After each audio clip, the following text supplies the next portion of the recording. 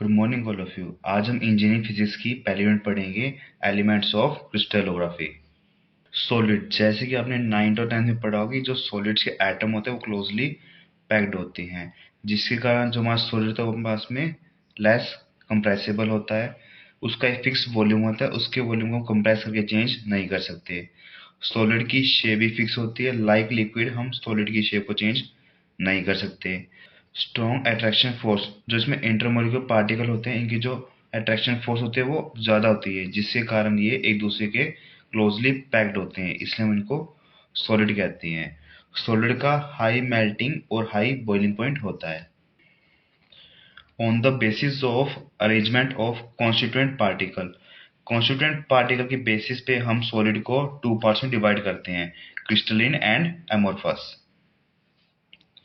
Difference between crystalline solid and amorphous solid. Crystalline solids में क्या होता है, जो पार्टिकल्स होते हैं वो पर्टिकुलर अरेंजमेंट के अंदर अरेंज होते हैं, जबकि एमोर्फस सॉलिड में क्या होता है, जो पार्टिकल होता है वो कहीं पे भी अरेंज होते हैं without any fix structure. Crystalline को हम ट्रू सॉलिड कहते हैं क्योंकि इसकी जो अरेंजमेंट होती है वो फिक्स होती है, और जो एमोर्फस सॉलिड होता है वो बस में स्यूडो सॉलिड होता है, इसको हम सुपर कूल्ड लिक्विड भी कहते हैं।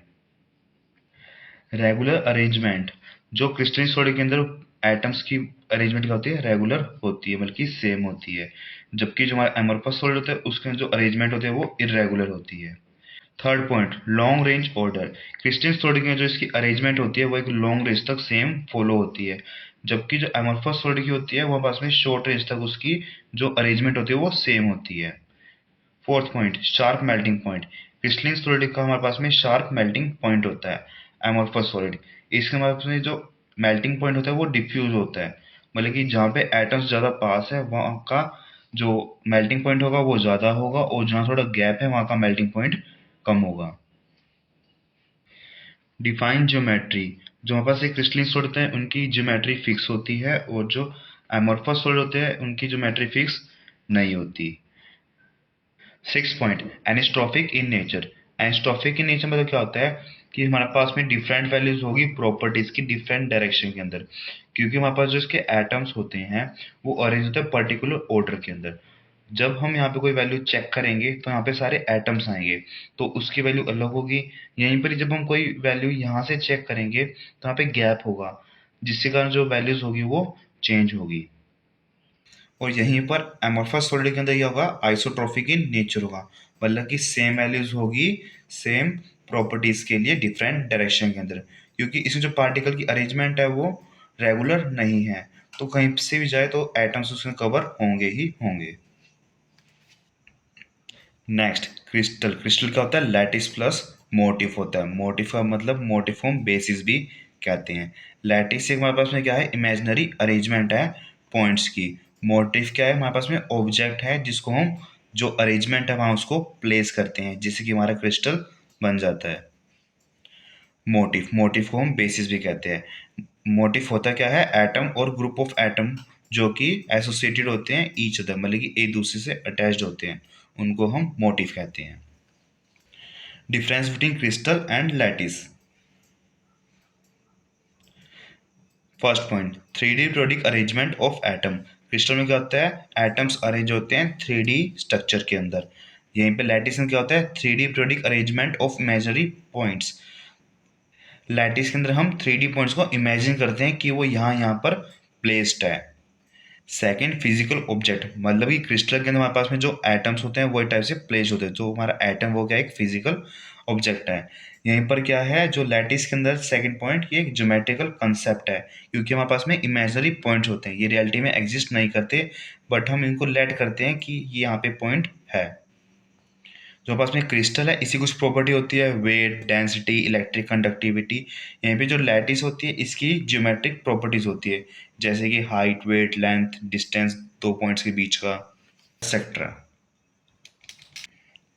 Unit cell, smallest part of crystal lattice को हम यूनिट सेल कहते हैं, जो कि अपने आप को रिपीट करता रहता है। जैसे कि 2D के अंदर हम एक यूनिट सेल को रेक्टेंगल से रिप्रेजेंट कर सकते हैं, 3D के अंदर हम एटम को एक स्फीयर से रिप्रेजेंट करते हैं, बट अगर हम स्फीयर को रिप्रेजेंट करके देखेंगे तो वहाँ पे कन्फ्यूजन होंगे, तो हम उसकी जगह हम यहाँ पे क्यूबॉइड यूज़ करते हैं। हमारे पास में सिंगल क्यूबॉइड है तो इसको हम यूनिट सेल कहेंगे। ऐसे हमने मल्टीपल यूनिट सेल को जोड़ के हमने एक यहाँ पे स्ट्रक्चर क्रिएट किया है। There are only 14 possible 3D lattice known as crystal lattice.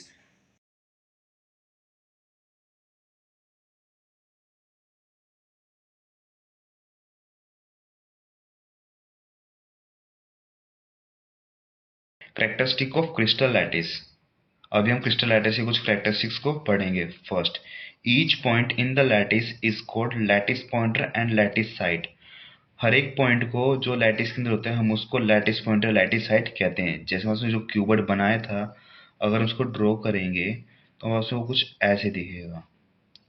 अब इसके हर एक पॉइंट को हम क्या कहेंगे, इसको हम इनको लैटिस पॉइंट या लैटिस साइड कहते हैं। Second point, each point in a crystal lattice represent one constituent particle which may be an atom, a molecule और एन आयन। क्रिस्टल लैटिस में जो हमारे पास ये पॉइंट होते हैं, ये पॉइंट्स हमारे एटम्स को या फिर कोई मोलिक्यूल या आयन को रिप्रेजेंट करते हैं। Third, lattice point are joined by straight line to bring out the geometry of lattice.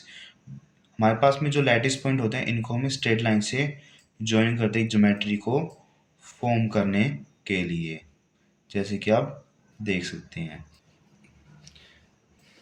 Next, A, B, C are edges mutually perpendicular to each other and alpha, beta, gamma are the angle between them. They are called parameter. हमारे पास में जो as होती है x Y Z, जो height width और length बताती है, उनको हम ए बी सी से रिप्रेजेंट करते हैं, जो एक दूसरे से लगभग परपेंडिकुलर होती है। और यहीं पर ही अल्फा बीटा गामा का होता है एंगल होते हैं उनके बीच के। और इनको हम छः के छः को इनको हम क्या कहते हैं, पैरामीटर्स कहते हैं। जिसके डायग्राम में देख रहे हैं, एक्स एक्सिस को हमने यहाँ पे ए से रिप्रेजेंट किया है, वाई एक्सिस को बी से और जेड एक्सिस को सी से। और यहाँ पर हमने एक्स और वाई के बीच के एंगल को अल्फा से रिप्रेजेंट किया है, वाई और जेड के एंगल को बीटा से एंड एक्स और जेड के एंगल को गामा से।